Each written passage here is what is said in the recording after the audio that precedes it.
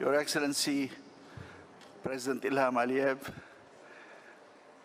Excellencies, ladies and gentlemen, my name is Ismail Saragildin, and I am a co-chair of the Board of Trustees of the Nizami Ganjavi International Center, and we are very honored to welcome you to this opening session of the 9th Qlobal Bakı Forum.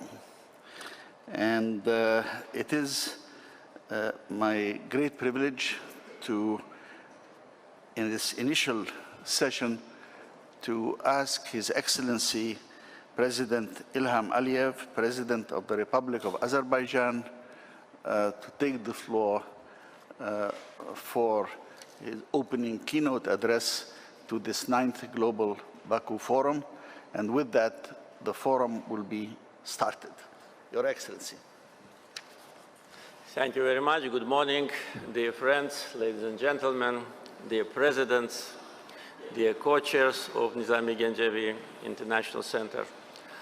I welcome you all and wish to express gratitude for being with us today.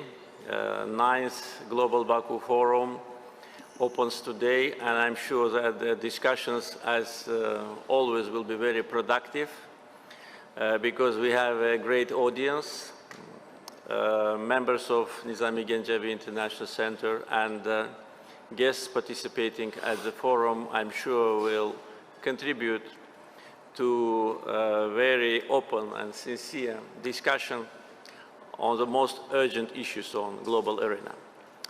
And I'm sure that discussions and also exchange of views will help to elaborate new approaches towards resolution of the issues which are on the top of the global agenda. During its activity, Nizami Ganjavi International Center transformed into one of the leading international institutions addressing global issues and managing to embrace broad international community. And we met yesterday with members of board, and I was informed that at the 9th forum we have representatives, high-level representatives from almost 50 countries. And this is much more than a year ago. So this demonstrates the attractiveness of our discussions. This demonstrates that this platform is needed, and it's very useful. It has a very important practical impact, and I'm sure what will be discussed these days in Baku and also in Shusha on Sunday will be important for decision makers, because elaboration of new approaches is needed today maybe as never before. I'd like to express gratitude to the co-chairs of NGIC, Madam Vicky Freiberger and Mr. Serageldin, for their outstanding contribution in this transformation of the center and the Global Forum, which I think now is the top list of international fora. And also like to express gratitude to all members of board for their active role in this transformation. When I talk about new approaches, it's clear that the world has changed since we met last November here in Gülistan Palace. The change is fundamental, with so far unpredictable consequences, but it's clear that the world will be different, and it is already different. Therefore, discussions, exchange of views, sometimes contradictions of different opinions, that's what is needed in order to elaborate the new approaches. And every country, of course, should contribute to that, first of all, with respect to security measures, because issues of security now become the top issue on international arena, of international agenda. And at the same time, I'm sure that open discussions about the current situation in Europe is needed. And Qlobal Bakı Forum is excellent platform for that. It's an inclusive forum which accumulates opinions from different sides. And I think that's how it should be, because we all need to work closely in order to make the world safer and more secure. At the same time, also I'm sure that one of the issues on agenda is what will be the role of international institutions, leading international institutions, what will be the role of leading financial institutions in coping with food crisis, because it is inevitable and it is already next door. And international organizations and leading countries also should take care of situation with potential growth of migrants, which will be a consequence of food crisis. If we add here the situation of the energy markets, which is very unpredictable and which also leads to disparity between producers and consumers. And this is a risk also for producers. And if somebody thinks that countries, producers of oil and gas, are very happy with these high prices, it's wrong assessment. The balance of interest between producers, consumers, stable market, that's what producers really need. And the efforts of OPEC Plus, where Azerbaijan actively participates, were aimed at that. So all these are new challenges. What I'm saying now is absolutely different from what I was saying 6 months ago, sitting on this place. It shows that everything can change, everything changes, and nothing is stable. Of course, as a president of Azerbaijan, I work on the issues related to security of our country, and resolution of Karabakh conflict, I think it's an opportunity for security in the region, for peace in the region. Last time when we met, I broadly covered the issue of related to occupation, devastation, and humanitarian crisis, which our people suffered for almost 30 years. Don't want to repeat that. It is known already because so many visitors to liberated territories, politicians, public figures, journalists, representatives of civil society, and they see all with their own eyes what ruins were left after Armenian occupation. And last year, I'm grateful to Nizami Gencevi International Center that they organized one session in Shusha, and we had the opportunity to meet there.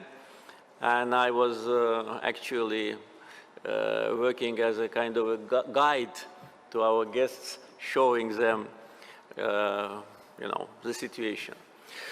Therefore, I want to express our approaches to post-war situation, to situation related to regional security in the Caucasus. Azerbaijan won the war was just, the war was inevitable, and it led to restoration of justice, international law, and national dignity of Azerbaijani people. Now we talk about peace. And I think it's one of the unique cases in the world that after such a long-lasting confrontation, within a short period of time, the country which restored justice and defeated aggressor offers peace. If you look at the history of wars, not in many cases one can see this picture. But why we select peace? Because we want stable, sustainable development in the Southern Caucasus. It's a unique opportunity. Southern Caucasus was disintegrated throughout the years of independence of free countries of Southern Caucasus. For 30 years, it was disintegrated because of Armenian occupation. So now it's a time to establish peace, establish cooperation, and Azerbaijan is working on that. With respect to process of normalization of relations with Armenia, we suggested, it was our proposal, to start working on peace agreement. Armenia did not respond.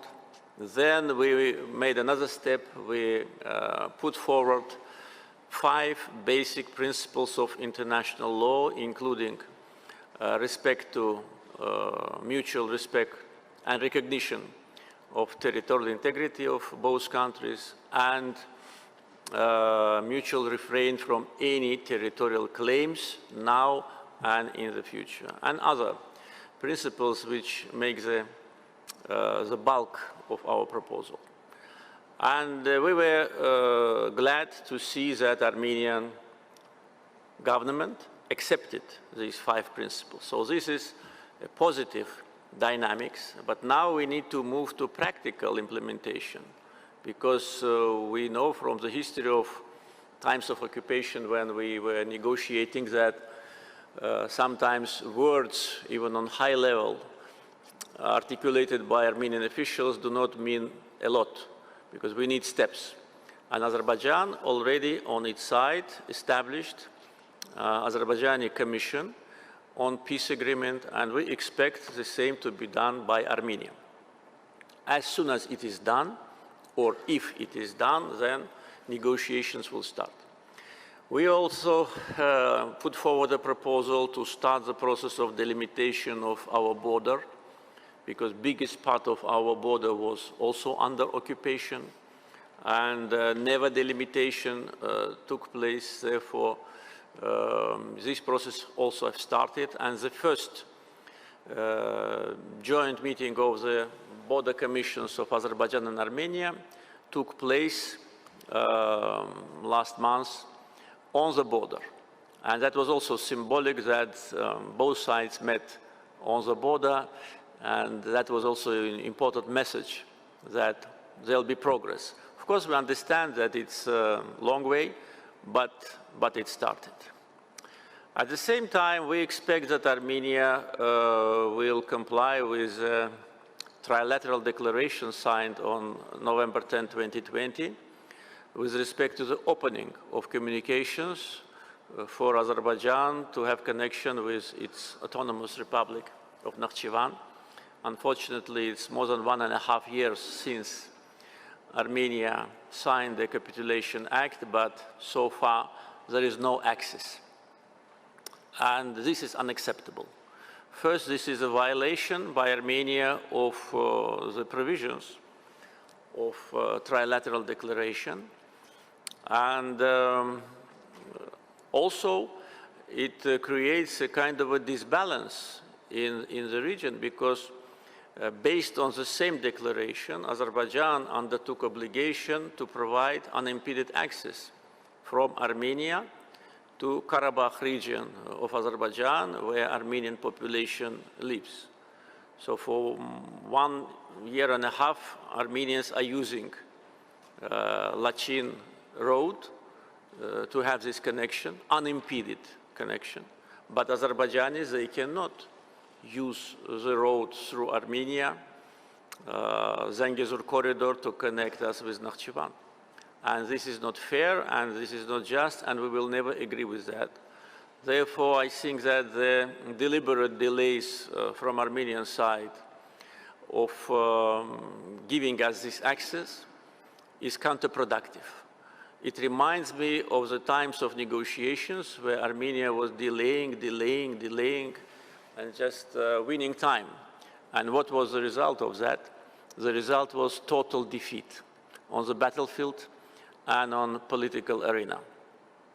The result was that Armenian ideological basis was totally dismantled, and almost 30 years of occupation didn't make Armenian people happier. On the contrary, they have been known by the world community as occupants and aggressors. And after the war ended, now everybody can see what ruins they left during the times of occupation. Therefore, the soonest resolution of the opening of Zangezur corridor is one of the fundamental elements of future peace in the region. If we are not given this access, then it will be difficult to talk about peace.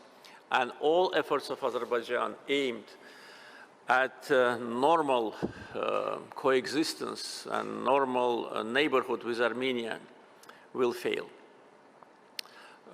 This is an important issue. Again, Azerbaijan has a right to demand it. Armenian government signed corresponding declaration. Second, Azerbaijan won the war as a country who suffered from occupation, and we have moral right to demand it. Another issue which I want to draw your attention is issues related to Armenians who live in Azerbaijan. I think that the declaration which was announced by President of European Council, Mr. Charles Michel, as a result of trilateral meeting in Brussels between President Michel, myself, and Prime Minister Pashinyan, clearly says that rights and security of Armenian population in Karabakh also will be taken into account. And we fully support it. And rights of security of all people of Azerbaijan are provided by our constitution. Azerbaijan is a multi-ethnic country, and Armenian population is not the biggest ethnic minority in Azerbaijan. Therefore, our constitution provides equal rights for representatives of all ethnicities, including Armenians who live in Azerbaijan for many years. Therefore, rights and security, yes, we will, of course, take care of that. But unfortunately, we start to hear from Armenian government words about status of so-called Nagorno-Karabakh, which is absolutely counterproductive and which is dangerous for Armenia itself, because Nagorno-Karabakh do not exist.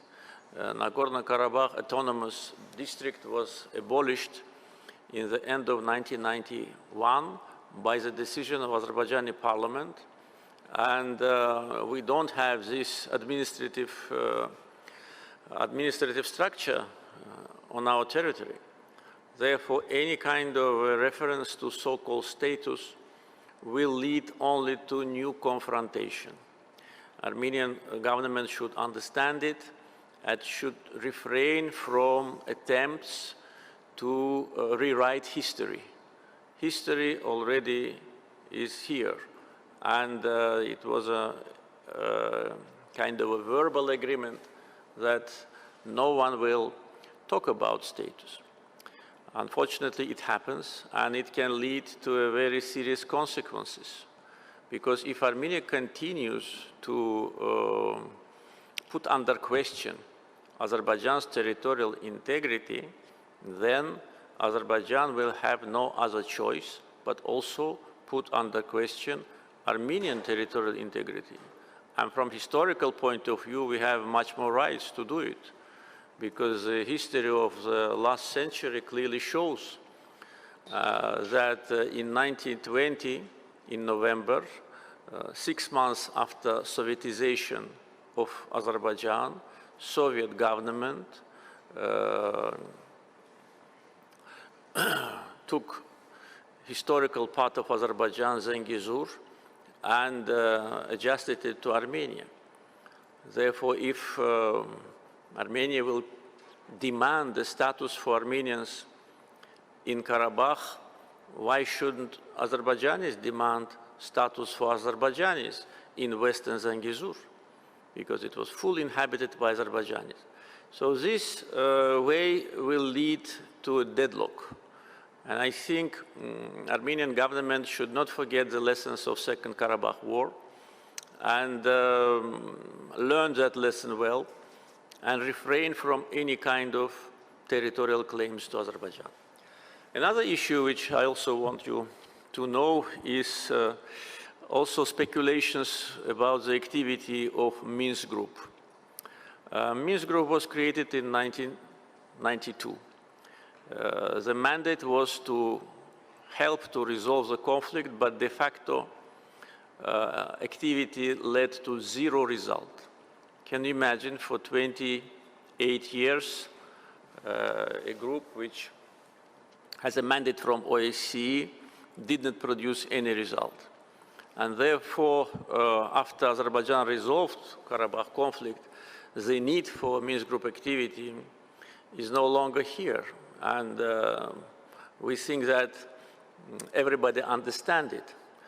Especially after Russian-Ukrainian war, it's clear that three co-chairs of the Minsk Group cannot get together. And we already received these messages that Minsk Group will not, the co-chair institute of this group will not function.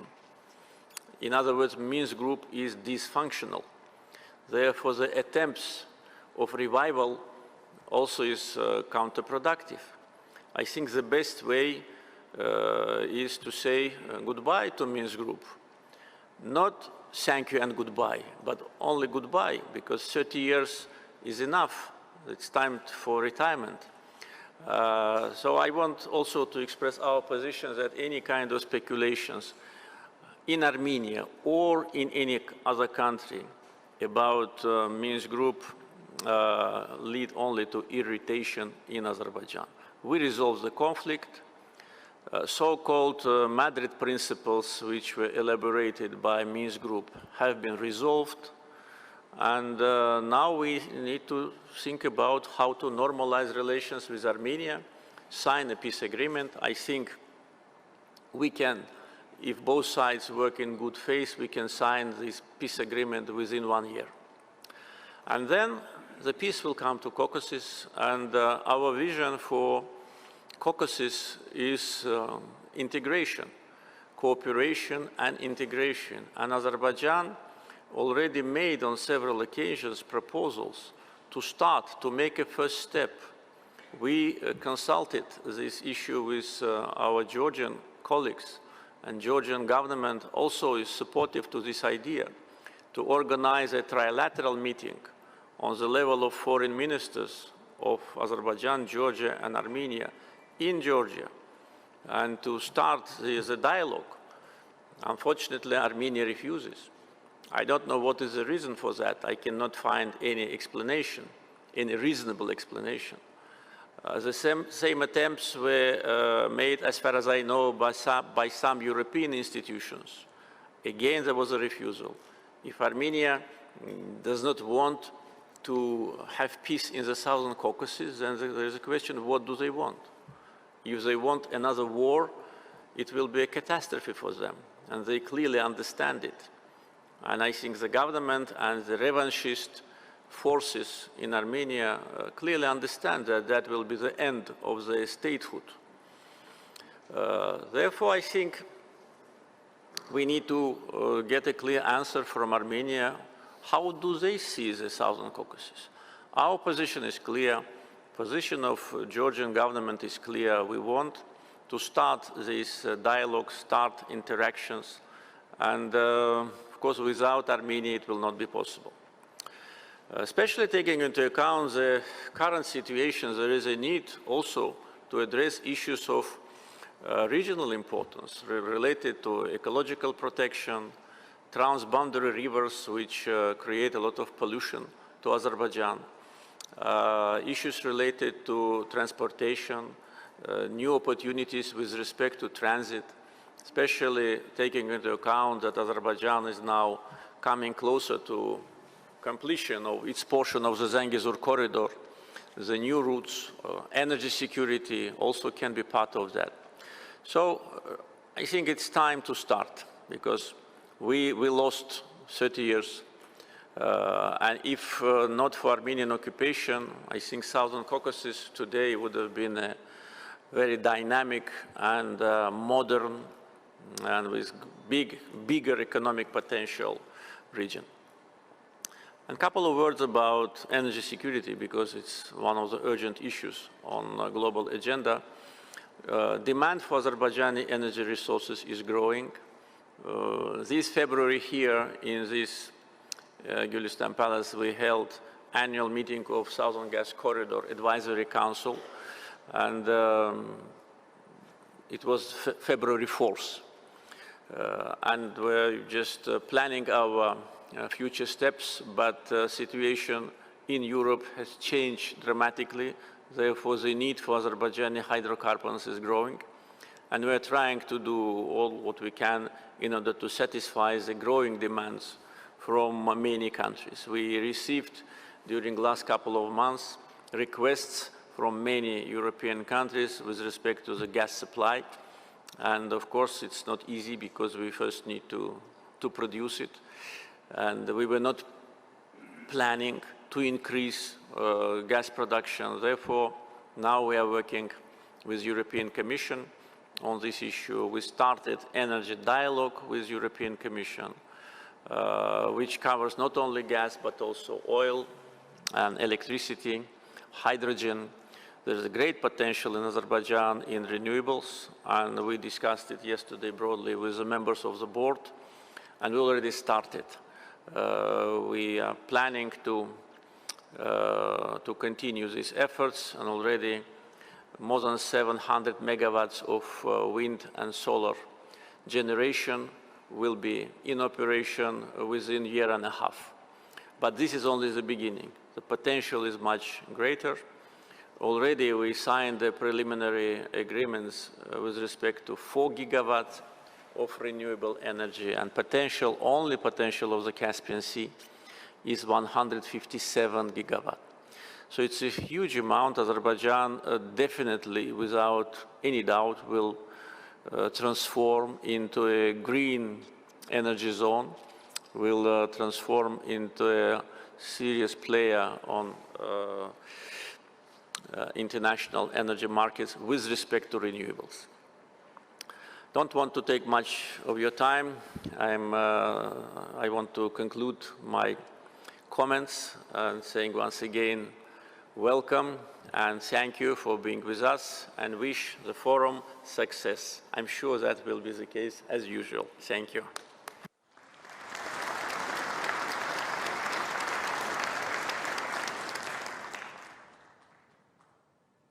Thank you, Your Excellency, for this far-reaching overview, and which really starts as well on our deliberations. A wonderful keynote address, and thank you again for that. May I now turn to Her Excellency Vaira Vike Freiberger, the co-chair of the NGIC, who